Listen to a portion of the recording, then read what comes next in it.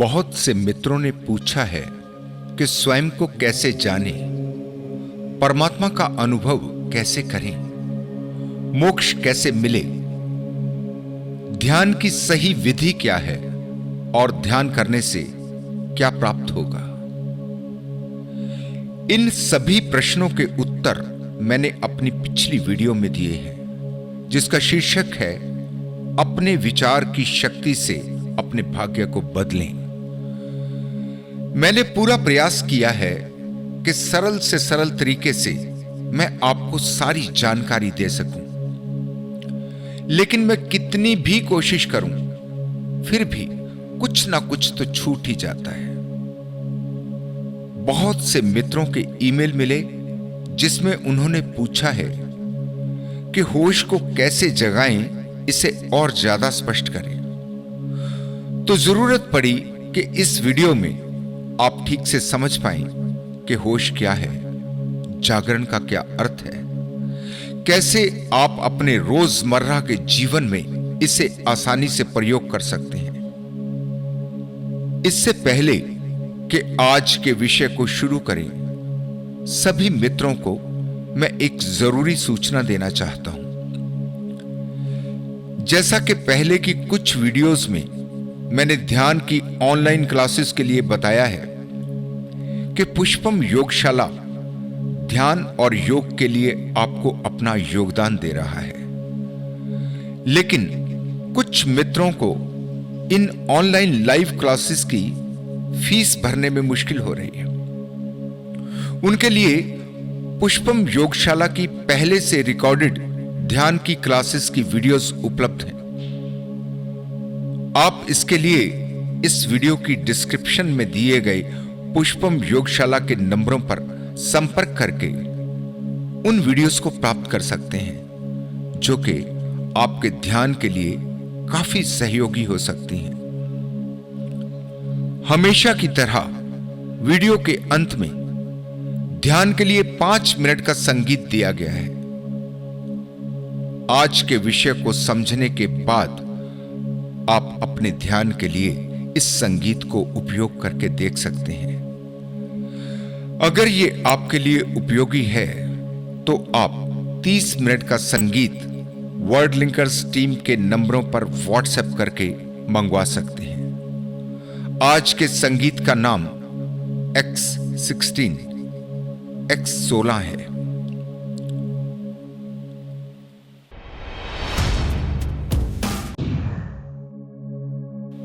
जितनी भी वस्तुएं संसार में दिखाई पड़ती हैं, जो कुछ भी संसार में मौजूद है, वहां 2 घटनाएं घट रही हैं।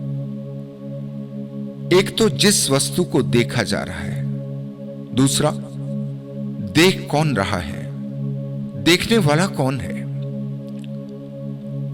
आप पूछते हैं स्वयं को कैसे जाने। ठीक वैसे ही जैसे किसी को भी जाना जाता है, जैसे आप किसी दूसरे को जानते हैं। आप बाहर के जगत को जानते हैं।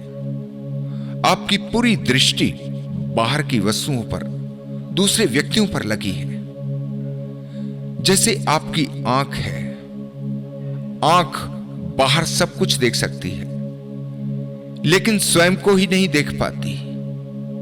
न जाने प्रकृति ने कैसा खेल रचा कि दूसरे को आप देख पाते हैं, स्वयं को नहीं देख पाते।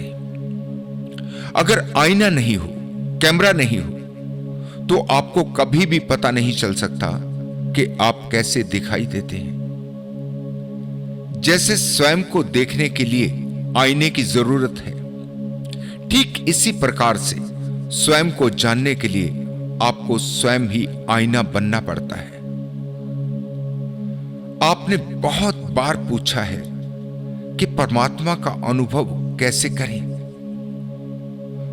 परमात्मा को अनुभव तो बाद में करना, इससे पहले आपका यह जानना जरूरी है कि परमात्मा को अनुभव करना कौन चाहता है। वो कौन है आपके भीतर जो परमात्मा को जानना चाहता है। आप पूछते हैं कि मोक्ष कैसे मिले। पहले जाने कि किसको मोक्ष चाहिए, आप कहेंगे कि मुझे मोक्ष चाहिए। लेकिन ये आपका मैं, ये वास्तव में है कौन? इतना तो निश्चित है कि ये आपका शरीर नहीं, क्योंकि शरीर तो मृत्यु के बाद भी बचा रहता है, पूरे का पूरा। जिसे हम कहते हैं कि मर गया, मिट्टी हो गया, फिर वो जीवन क्या था जिससे शरीर चलता था, उठता था, बैठता था, बोलता था, सुनता था, जो सब काम कर रहा था, जो चिंतन कर सकता था। इसीलिए मैंने विचार की शक्ति नामक वीडियो में कहा कि आपके शरीर का एक बाल भी आपका नहीं है। वो मैटर है, पदार्थ है, जो यहीं का है और यहीं रहेगा। लेकिन आप पदार्थ नहीं, आप चेतन हैं। इसी चेतन को समझना है, इसी का तो सारा खेल है। जन्म होता है, बचपन है, जवानी है, बुढ़ापा है, फिर अंत में मृत्यु। लेकिन किसका जन्म, किसकी मृत्यु? आप समझते हैं कि मेरी मृत्यु नहीं, ये आपकी मृत्यु नहीं है, ये केवल आपके शरीर की मृत्यु है। जिसको आप मेरा जन्म कहते हैं, वो भी केवल शरीर का जन्म है, चेतना का कोई जन्म नहीं। और जिसका जन्म ही नहीं हुआ, उसकी मृत्यु कैसे हो सकती है? जो कभी पैदा ही नहीं हुआ, वो मर कैसे सकता है? पूरे ब्रह्मांड में जहां भी आप देखेंगे, सभी जगह केवल चेतना का ही फैलाव है। अब तो विज्ञान भी यह जान रहा है कि पदार्थ में भी चेतना भीतरी तलों पर छुपी है।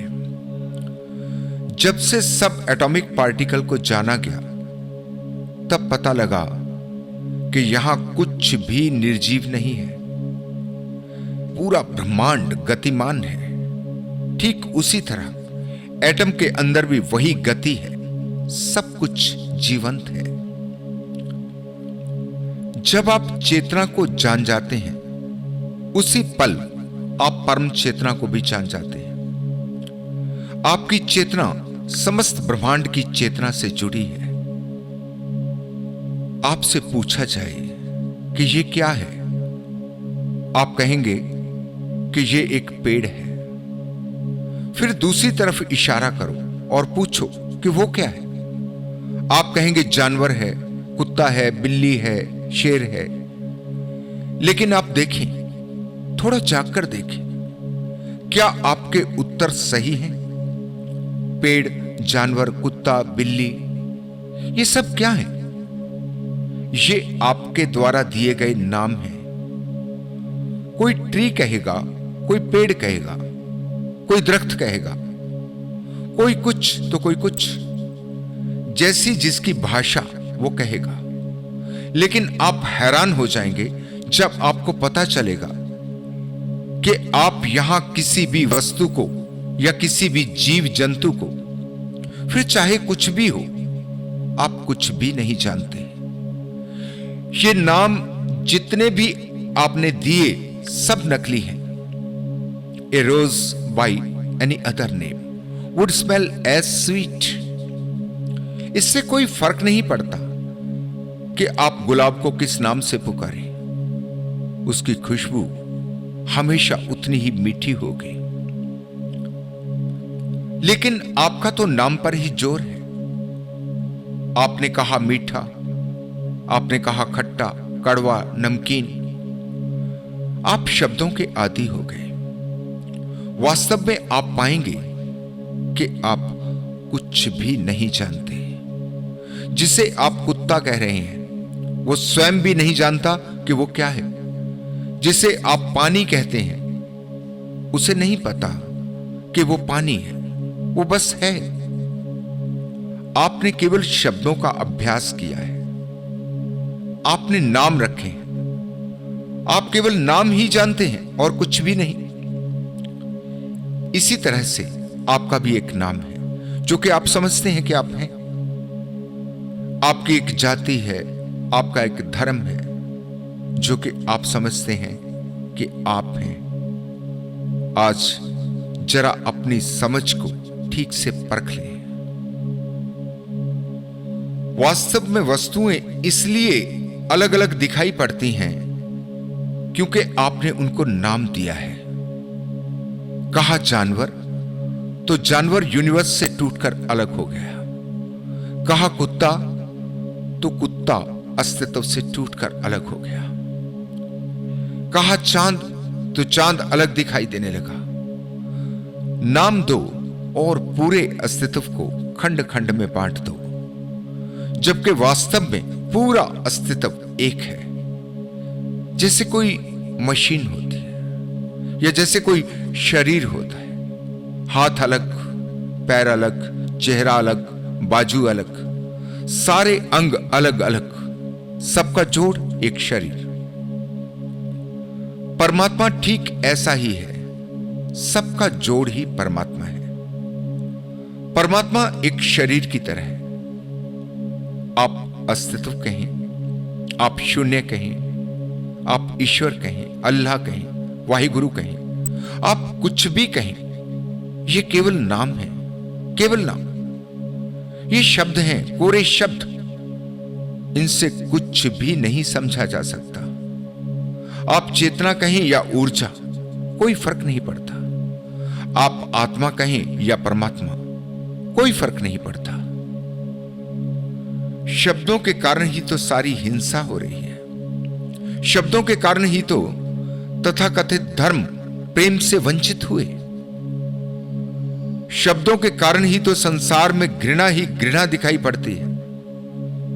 प्रेम का स्थान बचा ही कहां है। जब तक आप चेतना को नहीं जान लेते, तब तक कुछ भी जानना असंभव है। जो आपको लगता है कि आप जानते हैं, वो केवल आपका भ्रम है, इल्यूजन है।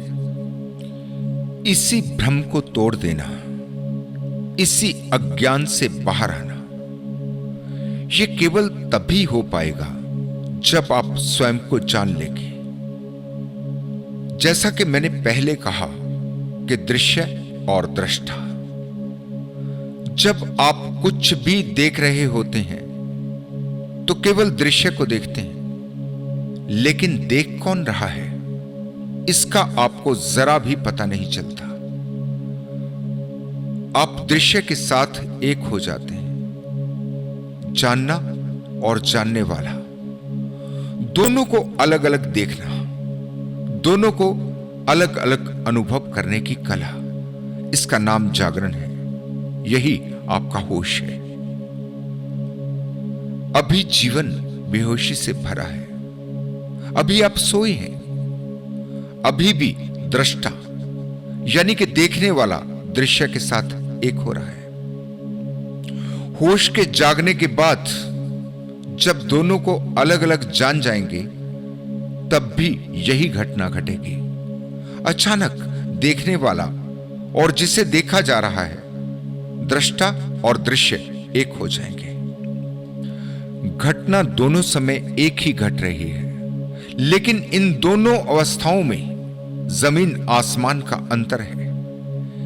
एक तरफ आपकी गहरी बेहोशी है, तो दूसरी तरफ आपका जागरण, आपका होश। इन दोनों ही स्थितियों के परिणाम बिल्कुल विपरीत हैं। पहली अवस्था में केंद्र दृश्य है, अपना कोई होश नहीं, अपना कुछ भी पता नहीं। लेकिन दूसरी स्थिति में केंद्र दृश्य नहीं है, दृष्टा केंद्र है।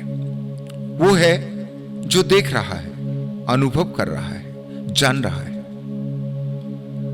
जागरण का अर्थ है अपने प्रति जाग जाना, अपने स्वयं को, अपने होने को अनुभव करना। इसलिए मैंने पिछली वीडियो विचार की शक्ति में आपको समझाया कि आप चाहे कुछ भी करें, आप उठें, बैठें, बोलें, सुने, लेकिन दृष्टा का भाव निरंतर बना ही रहे। जैसे ही सोकर उठें, अपने को अनुभव करें। लेटे लेटे ही अपने को देखें कि आप बिस्तर पर लेटे हैं, फिर उठकर बैठें, अपने को अनुभव करें। सुबह नींद से जागते ही अपनी प्रक्रिया को शुरू कर दें। अगर आपको अखबार की आदत है तो जैसे ही अखबार उठाया तो जाने कि अखबार उठा लिया। अब आप अखबार को पढ़ रहे हैं। अपने को स्वयं भी ऐसे देखना है जैसे कि कोई दूसरा व्यक्ति आपकी हर गतिविधि पर नजर रखता है। नहाने जाएं, चाय पिएं, नाश्ता करें, सब क्रियाओं पर पैनी नजर, कुछ भी नहीं छूटे। सबसे ज्यादा इसी पर नजर रखनी है। जो भी करें जाकर देखें कि कौन कर रहा है, कौन चल रहा है, कौन सो रहा था, कौन जाग गया।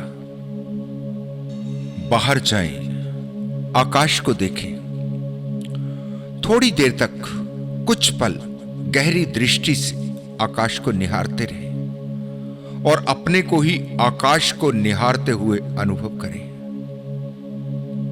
इसे सुबह से ही शुरू कर देना है। बार बार आपको ध्यान रखना है कि आप अपने को देख रहे हैं। एक तरीके से देखेंगे तो इससे ज्यादा आसान और कुछ भी नहीं है, लेकिन आपका अभ्यास उल्टा है। बल्कि कहा जाए कि आपने बहुत मुश्किल अभ्यास किया है। जो आप कर रहे हैं उसी के बारे में सोचना तो आसान है, लेकिन करना कुछ और सोचना कुछ और, यह वास्तव में मुश्किल प्रक्रिया है। लेकिन इतना जटिल अभ्यास जब आपने कर लिया तो फिर आसान भी हो ही जाएगा। मैं मानता हूं कि शुरू शुरू में आपको बहुत अड़चन आएगी। पुरानी आदत, बचपन से चली आ रही आदत एकदम से कैसे जाएगी? बार बार पुरानी आदत लौट आएगी। बहुत ध्यान रखने के बाद भी आपका मन कहीं ना कहीं भटक ही जाएगा। अगर होश को जगाना है तो इसका ध्यान रखना ही पड़ेगा। जैसे ही जागें तुरंत वापस आ जाए। मन को कहें कि इधर उधर नहीं जाना, बस यहीं रहना है।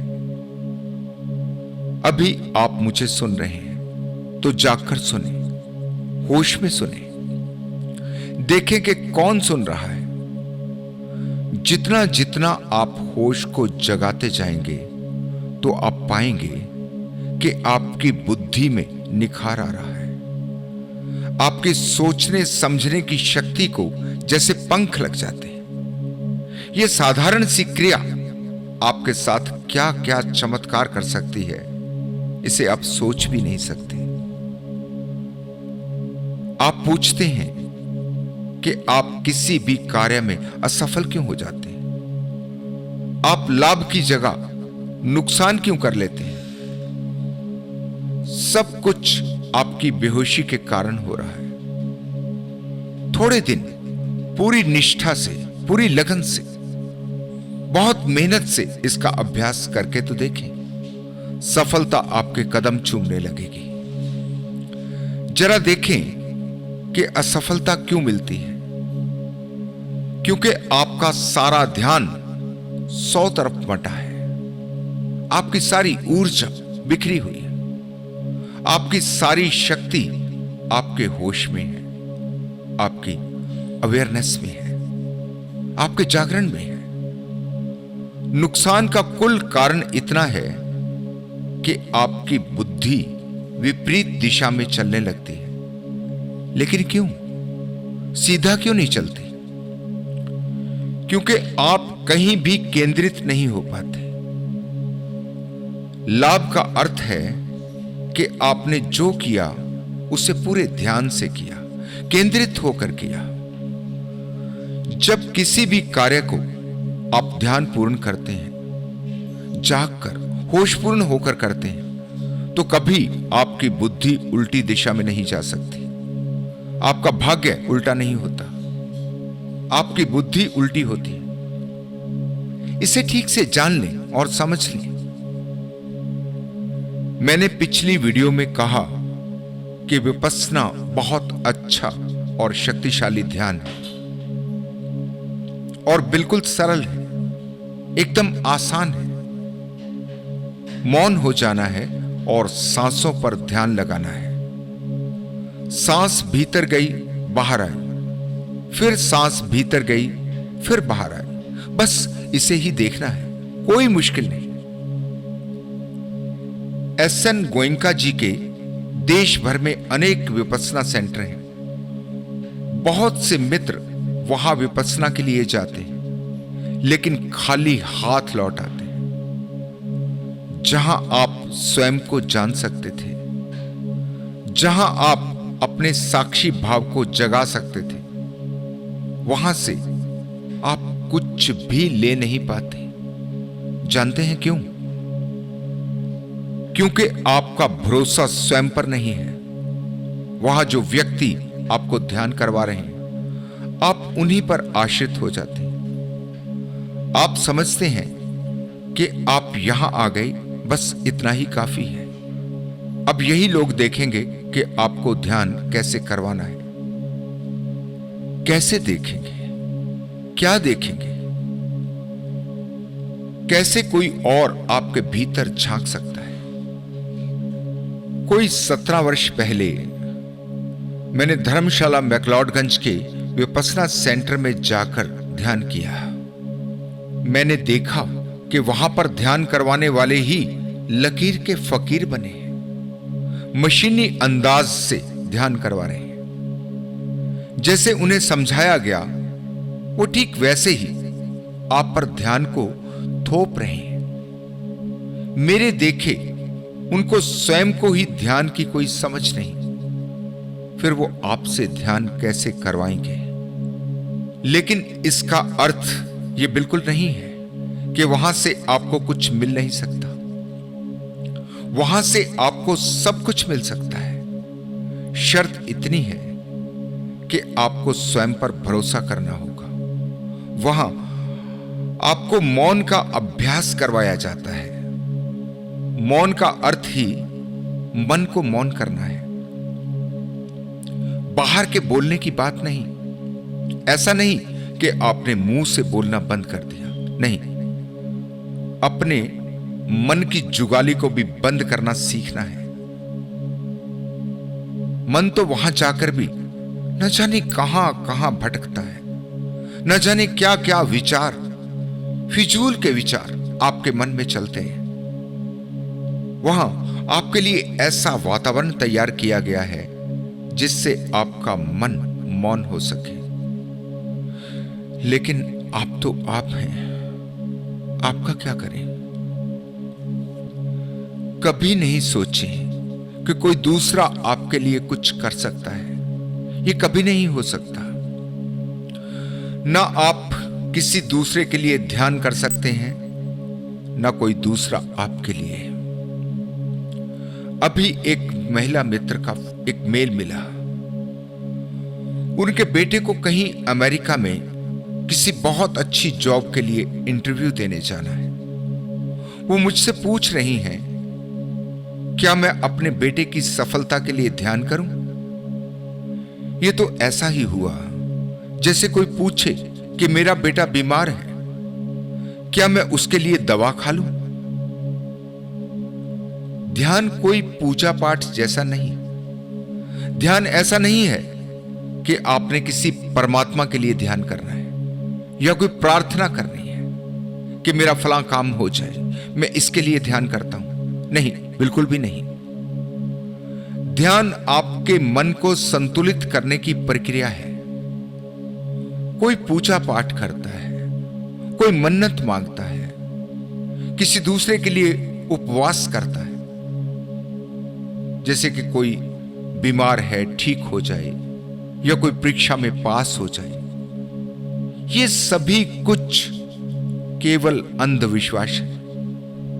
इन सब से आपकी सफलता का कोई संबंध नहीं। आपको ध्यान करने से सफलता केवल इसलिए मिलती है क्योंकि आप संतुलित हो जाते हैं। आपका मन आपके नियंत्रण में आ जाता है, जो कि व्यर्थ में अपनी ऊर्जा को नष्ट नहीं करता, जो अपनी ऊर्जा का पूरा उपयोग करना जानता है।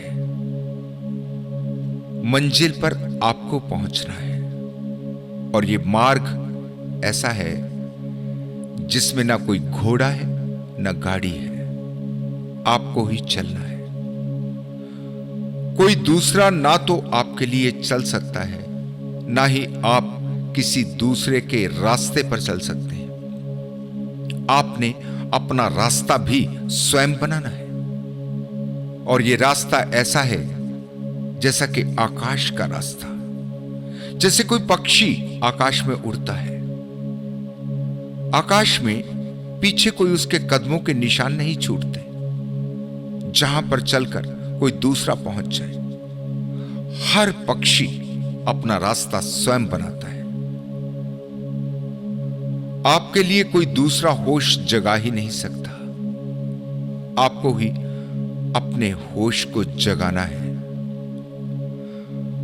आप विपश्यना के लिए जाएं तो सबसे पहले दृढ़ निश्चय करके जाएं। किसी की सहायता की अपेक्षा नहीं करें। अच्छे से समझ लें कि जो भी करना है आपको ही करना है, पूरा जोर आपको ही लगाना है। मैंने वहां पहुंचे व्यक्तियों को देखा। हम दोपहर में ही विपश्यना सेंटर पर पहुंच गए। उसी सांझ से मौन की शुरुआत होनी थी। मौन में क्योंकि अभी समय था, जितने भी व्यक्ति वहां आए हुए थे उनको देखकर ऐसा प्रतीत होता था जैसे वो 10 दिन के मौन की कसर अभी पूरा करना चाहते। शाम को तो उन पर प्रतिबंध लग जाएगा, तो जितना ज्यादा हो सके अभी बोल लें, पूरा समय कचर कचर। अब क्या कहूं ऐसे व्यक्तियों से? क्या ये यहां से कुछ लेकर जाएंगे? इनको कुछ भी नहीं मिलेगा, ये खाली हाथ जाने वाले हैं। जब भी जाएं तो जाने से 2-3 दिन पहले आप विपश्यना की तैयारी शुरू कर दें। 3 दिन पहले से ही मौन का अभ्यास शुरू करें। बहुत सजग रहें। जब भी आपको बोलने की आवश्यकता हो तो पहले 2 बार विचार करें, जागकर विचार करें। क्या बोले बिना काम चल सकता है? क्या बोलना बहुत जरूरी है? अगर बहुत जरूरी हो तो एक एक शब्द नाप तोल कर बोले। इतना ध्यान रखना है कि एक भी शब्द ज्यादा नहीं हो। फिर जब विपश्यना सेंटर पर पहुंचे तभी से मौन हो जाए। जो भी वहां की खाना पूर्ति है, जो भी वहां की कार्रवाई है, उसे मौन रहते हुए ही करें। ऐसा नहीं सोचें कि आपके बोलने पर किसी ने पाबंदी लगा दी है। आप यहां स्वयं के साथ रहने आए हैं। आप अपने को ही जानने आए हैं। आपको अपने साथ रहने का मौका मिला है। ये आपका सौभाग्य है। आपका सौभाग्य है और आपके लिए अवसर है कि आप अपने शरीर को और अपने स्वयं को, दोनों को अलग अलग जान सकें, अपना स्वयं का ही साक्षात्कार कर सकें और अपनी बेहोशी को तोड़ सकें। आपके जीवन में जागरण आ सके। आप अपनी बेहोशी के इतने आदी हो चुके हैं कि आपको बेहोशी दिखाई नहीं पड़ती। आप आज तक सारे संसार को समझकर भी स्वयं को समझ नहीं पाए। आप इतना भी नहीं जानते कि आप चाहते क्या हैं। आप चाहते तो सुख का जीवन है, चाहते तो शांति है, चाहते तो आप आनंद हैं, लेकिन आप जो भी इसके लिए करते हैं वो सब कुछ उल्टा है। शांति और आनंद की जगह आपका जीवन अशांति और विषाद से भर जाता है। सुखों की जगह दुख ही आपके जीवन में उतर आते हैं। क्या कभी आपने सोचा है कि ऐसा क्यों हो रहा है? जब आपके सारे प्रयास सुख, शांति और आनंद के लिए हैं, तो फिर सब कुछ उल्टा कैसे हो जाता है? आपकी बेहोशी ही इसका कारण है। आपकी आंखों के सामने हर रोज तथाकथित आध्यात्मिकता के नाम पर ऐसी ऐसी मूर्ताएं हो रही हैं जो कि आपको दिखाई नहीं पड़ती। यहां मैं किसी एक तथाकथित धर्म की बात नहीं कर रहा, मैं सभी तथाकथित धर्मों की बात कर रहा हूं। चाहे वो हिंदू हो या मुस्लिम, चाहे वो सिख हो या ईसाई, कोई भी हो, जब तक बेहोशी का जीवन है तो सभी गलत भी ठीक दिखाई पड़ता है। लेकिन अगर कभी आंख खुल जाए, जीवन में जागरण आ जाए, तो पता चलता है कि वास्तव में सभी तथाकथित धर्म केवल कहने को ही धर्म है, वास्तव में अधर्म का नंगा नाच कर रहे हैं। धर्म के नाम पर अधर्म को फैलाया जा रहा है। जरा सा आंख खोलकर देखें तो आप देख पाएंगे कि आज के दिन भी धर्म के नाम पर कितनी नफरत फैलाई जा रही है। अखबार भरे पड़े, आपका टीवी हो या यूट्यूब, इंस्टा हो या व्हाट्सएप, जहां देखोगे धर्म के नाम पर नफरत ही परोसी जा रही है। अपने निहित स्वार्थों को पूरा करने के लिए हमेशा ही आपको धर्म की अंधी खाई में धकेला जाता है।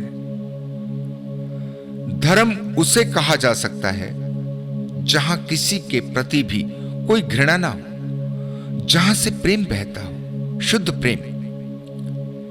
क्या कहीं आपको कोई ऐसा धर्म दिखाई पड़ता है? जहां नफरत है वो अधर्म है। आपके कहने से कोई धर्म नहीं बन जाता। जिस दिन आप जागते हैं तो सब कुछ स्पष्ट दिखाई देता है, नहीं तो आप केवल शोषण का शिकार होते हैं। जब तक जीवन में अंधेरा है तब तक आप जीवन के सत्य को देख ही नहीं सकते। जीवन के सत्य को जानने के लिए बहुत साहस की जरूरत है, बल्कि कहूं कि दुस्साहस की जरूरत है।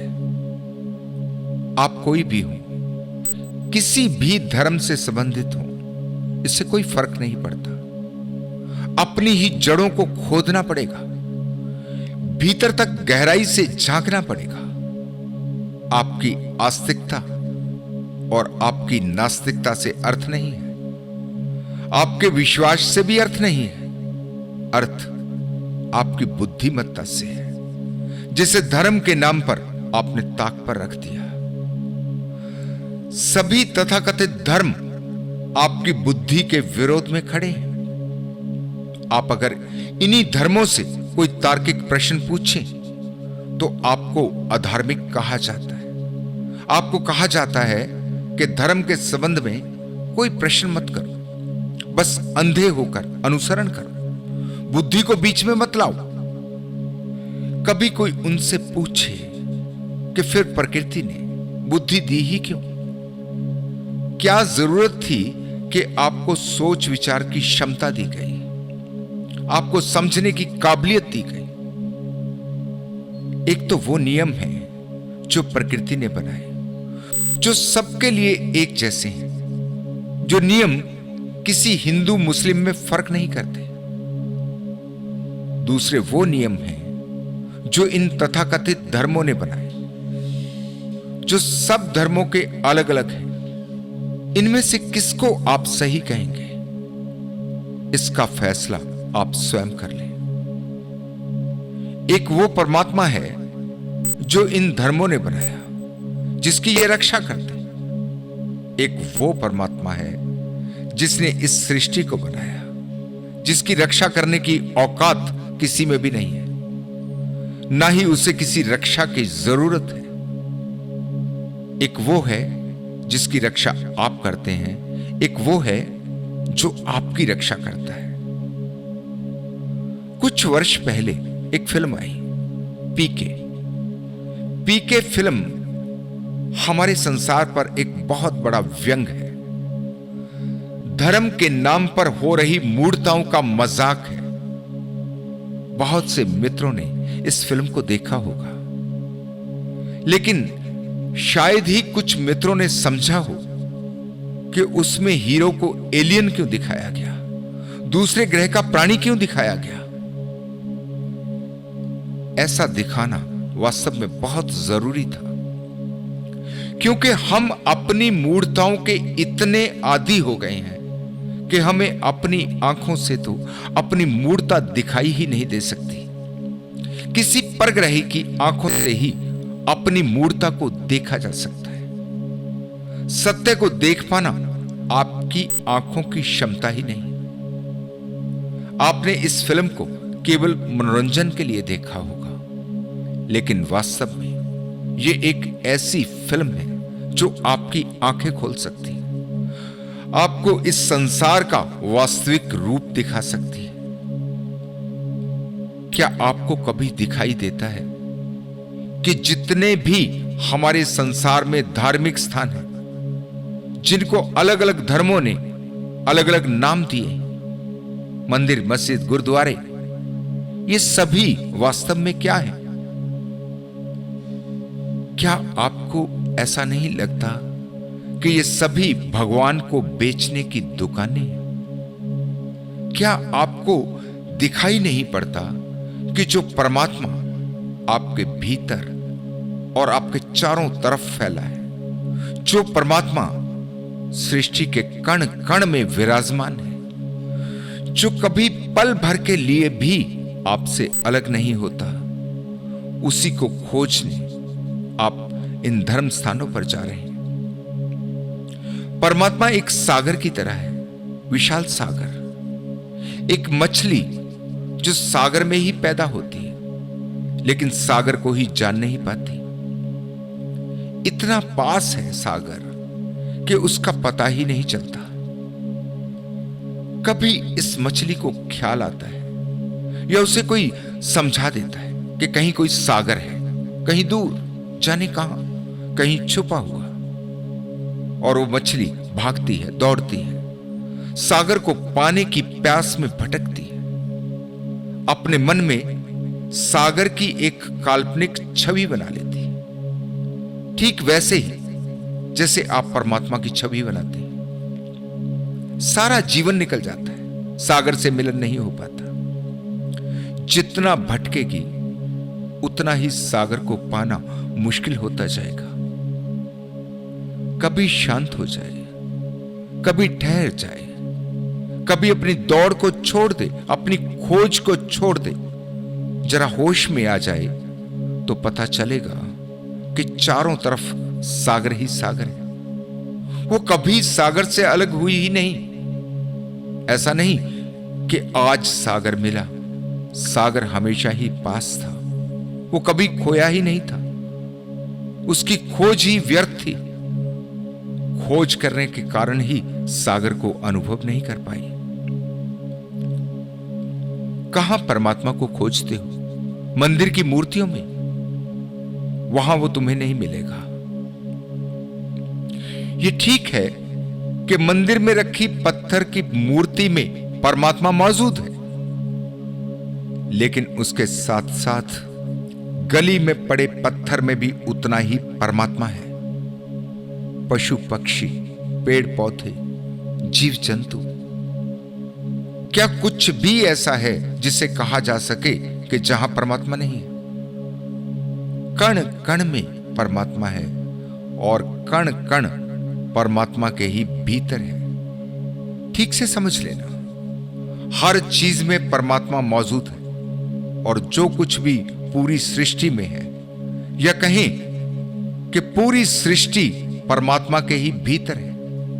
अंदर भी वही है, बाहर भी वही है। जागरण घट जाए तो ये साफ साफ दिखाई देता है। फिर कोई परमात्मा का स्थान नहीं है, सभी स्थान परमात्मा के ही हैं। थोड़ी सी बुद्धि से भी अगर आप इसे समझने की कोशिश करेंगे तो सारे खेल को समझना बहुत आसान है। बच्चा भी समझ सकता है, इतना आसान है। आप जाते हैं किसी धर्म स्थान पर कोई मन्नत मांगने, एक दिन थोड़ा साहस करें, थोड़ा प्रयोग करें कि क्या सच में ही मन्नत मांगने से आपको कुछ मिलता है या ये केवल आपका भ्रम है। ये सही है या गलत, इसे परखना तो जरूर चाहिए। किसी भी धार्मिक स्थान पर जाएं, कितनी भी प्रार्थना करें, कितने भी व्रत रखें, और भी जो कुछ कर्मकांड हो सकता है, कोई भी अनुष्ठान, कोई भी तथाकथित धार्मिक प्रक्रिया, चाहे सब कुछ कर लें, बस एक मन्नत मांगे कि आज गर्मी के दिनों में जो आपका खाना है, आपकी दाल, आपकी सब्जी, जो आपके खाने के बाद बच जाती, जिसे आप खराब होने से बचाने के लिए फ्रिज में रखते हैं, उसे बाहर ही रखें और मन्नत मांगें कि 2 दिन तक, कम से कम 2 दिन तक ये बनी हुई दाल सब्जी गर्मी में भी खराब नहीं हो। ये तो बहुत छोटी सी बात, ये तो आपके किसी भी तथाकथित ईश्वर, अल्लाह या वाहिगुरु के लिए बड़ा ही आसान काम है। ये तो हो ही जाना चाहिए। खाना खराब क्यों होता है? क्योंकि गर्मी के कारण उसमें कुछ बैक्टीरिया पैदा हो जाती है। फ्रिज क्योंकि ठंडा होता है और ठंड में बैक्टीरिया पैदा नहीं हो सकता। बैक्टीरिया को पैदा होने के लिए गर्मी चाहिए, आवश्यक तापमान चाहिए। बस आपके इष्ट को या ईश्वर, अल्लाह, जो कोई भी हो, उसे इतना ही तो करना है कि गर्मी में भी बैक्टीरिया पैदा नहीं हो। इसमें क्या मुश्किल है? लेकिन इसे करे बिना ही आपको पता है, आप जानते हैं कि आपकी ये मन्नत पूरी नहीं होने वाली। आप जो भी मन्नत मांगते हैं, जो भी आपकी मनोकामना होती, वो वही होती है जिसका कि आपको पता है कि पूरी हो सकती है, जिसकी पूर्ण होने की संभावना होती। तब आप ये नहीं सोचते कि परमात्मा की तो सारी सृष्टि है, परमात्मा तो सर्वशक्तिमान है, वो तो कुछ भी कर सकता है। लेकिन मैंने आज तक कोई ऐसा व्यक्ति नहीं देखा जिसने कभी मन्नत मांगी हो कि मुझे मंगल ग्रह की यात्रा करनी है, या फिर कुछ भी ऐसा मांगा हो जिसका उसे पता हो कि असंभव है। जब कभी संयोग से आपकी कोई मन्नत पूरी हो जाती है तो आपका भरोसा और गहरा हो जाता है। आप में इतना साहस ही नहीं है कि कभी आप इसे आजमा सकें, बार बार प्रयोग करके सिद्ध कर सकें। आपका सारा विश्वास, आपकी सारी श्रद्धा आपसे भी ज्यादा कमजोर है, जो केवल अपने स्वार्थों पर खड़ी है। कोई नौकरी के लिए प्रार्थना कर रहा है, कोई परीक्षा में पास होने के लिए व्रत कर रहा है, कोई रोजगार से परेशान है, तो कोई अपने दुखों से बाहर आना चाहता है। जहां देखो हर तरफ एक मांग है, उसी के लिए सब तरह की पूजा पाठ चलती है। कोई ईश्वर से मांग रहा है तो कोई अल्लाह से। क्या फर्क पड़ता है? ठीक से देखें तो आपको अपनी धार्मिकता का पता चलेगा। अगर आप ईमानदार हैं तो आपको स्वीकार करना पड़ेगा कि आपकी सारी धार्मिकता का आधार वास्तव में आपकी मांग है, आपका स्वार्थ है। बस जरा सा इसी खेल को थोड़ा बदलना है, यू टर्न मारना है। दृष्टि अपने स्वयं की तरफ घुमानी। आप इतना तो जानते हैं कि आप किससे मांग रहे हैं। उस परम सत्ता को फिर चाहे आप कुछ भी नाम दें, लेकिन आज तक आपको यह नहीं पता चला कि मांग कौन रहा है। वो आपके भीतर कौन है जिसकी की मांग है, जिसकी वासना है, जिसकी चाह है। कौन है आपके भीतर जिसकी कामना है। जरूरत उसको जानने की नहीं जिससे आप मांग रहे हैं। जरूरत इसे जानने की है कि वो आपके भीतर कौन है जो मांग रहा है। जिस दिन आप उसे जान जाते हैं तो आपको पता चलता है कि मांगने वाला और जिससे मांगा जा रहा है ये दो नहीं, ये एक ही है। फिर ना आपकी कोई वासना बच सकती है, ना कोई चाह। फिर कुछ मांगना नहीं पड़ता, बिना ही मांगे सब कुछ मिल जाता है। इतना मिलता है कि जिसका आप अंदाजा भी नहीं लगा सकते, जो आप सोच भी नहीं सकते। केवल दृष्टा भाव की जरूरत है। अपना ही साक्षी होना है। दूसरों से नजर हटाकर स्वयं को ही देखना शुरू करना है। जो आंखें अब तक बाहर के संसार को देखती थी, उनकी दिशा को मोड़ना है। बहुत दूसरों से परिचय कर लिया, अब अपने से ही परिचित होना है। आपके हर क्रियाकलाप पर आपकी पैनी दृष्टि हो। इतना जोर लगाना है कि कोई भी काम बेहोशी में नहीं हो, हर काम में होश जागा हुआ हो। मैं बार बार आपको ध्यान की विधि को समझाने की कोशिश करता हूं। आपके मन में चल रहे फिजूल के विचारों से मुक्त हो जाना, जो कि केवल आपकी बेहोशी में ही चल सकते हैं। होश में केवल वही विचार चलेगा जिसे आप चलाना चाहेंगे। ध्यान एक अभ्यास है जिसमें आप अपने मन को इतना नियंत्रित करते हैं कि वो आपकी हर एक आज्ञा का पालन करे। जब आप उससे कहें कि विचार बंद, तो सभी विचार रुक जाएं, आप खाली हो जाएं। आपके मन की कमांड आपके हाथ में हो।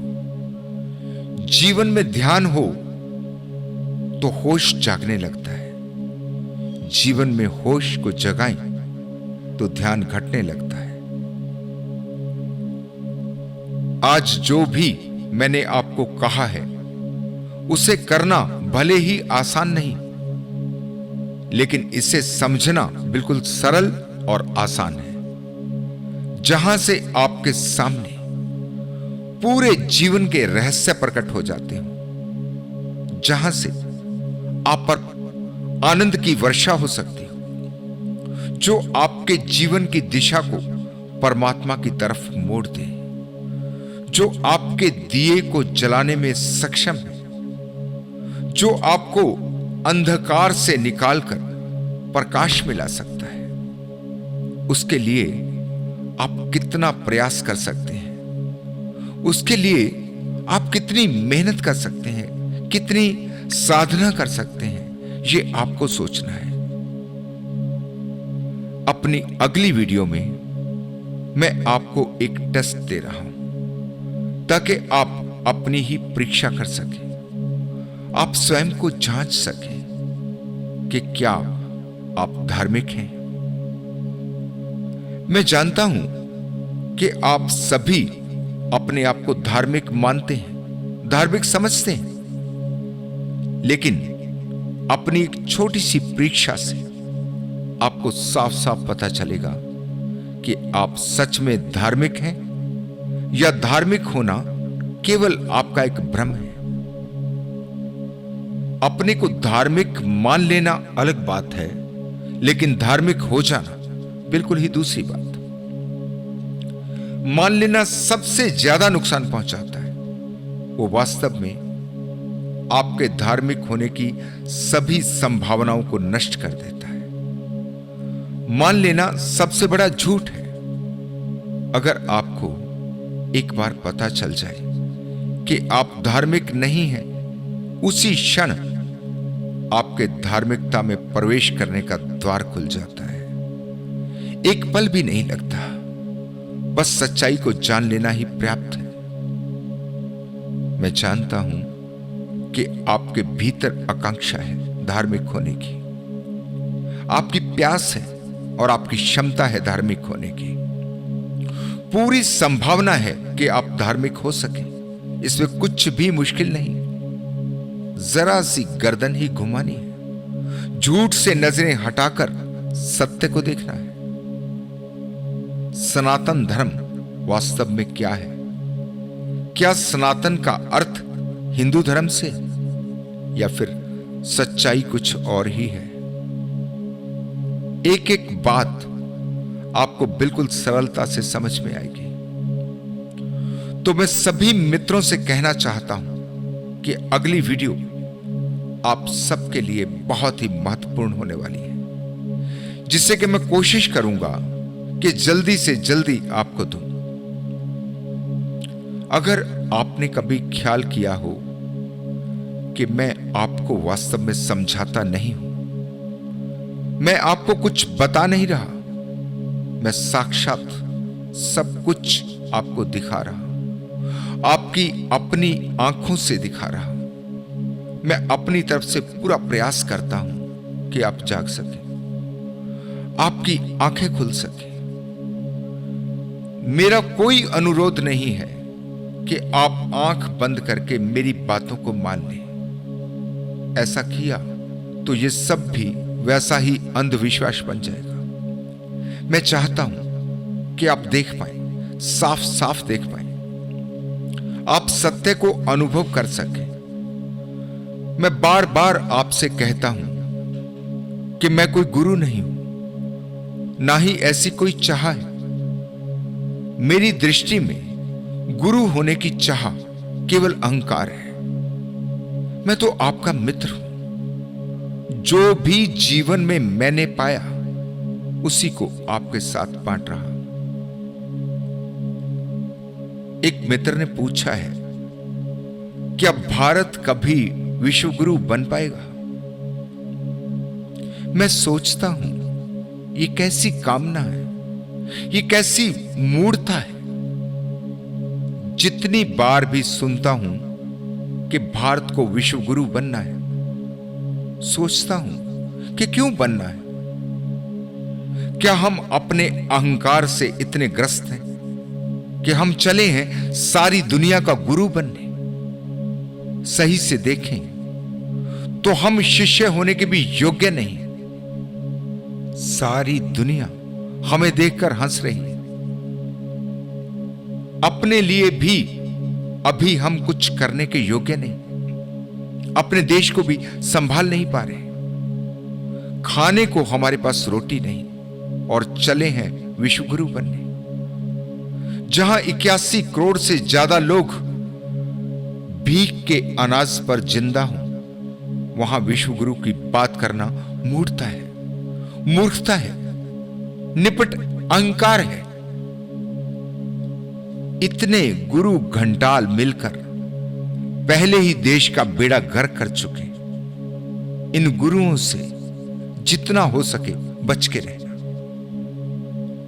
जितने भी गुरु घंटाल होते हैं, ये सब अपने बोर्ड टांगते हैं। ये सभी चाहते हैं कि ज्यादा से ज्यादा भीड़ उनके आसपास इकट्ठी हो। जितनी भीड़ जिसके पास होती है, उतना ही अपने को शक्तिशाली अनुभव करता है। चाहे राजनीति हो तो चाहे गुरुगिरी, बाबागिरी, सभी जगह शक्ति प्रदर्शन का खेल चलता है। जहां से मैं देखता हूं, इन गुरु घंटालों के अपने जीवन में कोई शांति नहीं होती। ये क्या किसी को शांति दे पाएंगे? ये केवल आपको भटका देते हैं। किसी से आपको कोई ज्ञान नहीं मिल सकता। आपको जो भी मिलेगा वो आपके ही भीतर से मिलेगा, आपके ही प्रयास से मिलेगा। आपको अपने स्वयं पर ही भरोसा करना है। जैसे ही किसी दूसरे पर भरोसा किया, भटक जाओगे। कोई नहीं है, केवल तुम हो। परमात्मा की खोज आपके ही भीतर से हो सकती है, बाहर से नहीं।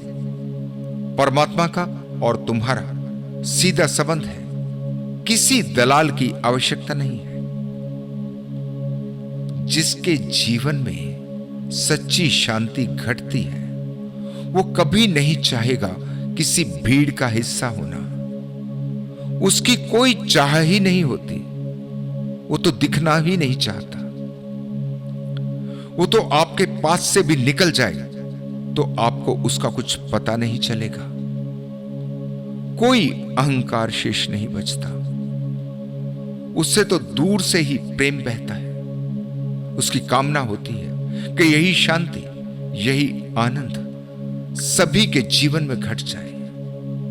न कोई गुरु होने की कामना है, न किसी नाम की इच्छा है। उसे कुछ भी नहीं चाहिए। आप सभी के जीवन में जागरण आए हैं। आपका जीवन होश से भरा हो। आप ध्यान और होश के दो पंखों से आकाश में उड़ें। परमात्मा का आनंद आपके जीवन में उतरे और आपकी सभी गलत धारणाएं, जो कि आपको केवल दुख में ही लेकर जाती हैं, उनसे आपका छुटकारा हो। इसी मंगल कामना के साथ मैं आज आपसे विदा लेता हूं। आप आज के संगीत पर ध्यान करें। धन्यवाद।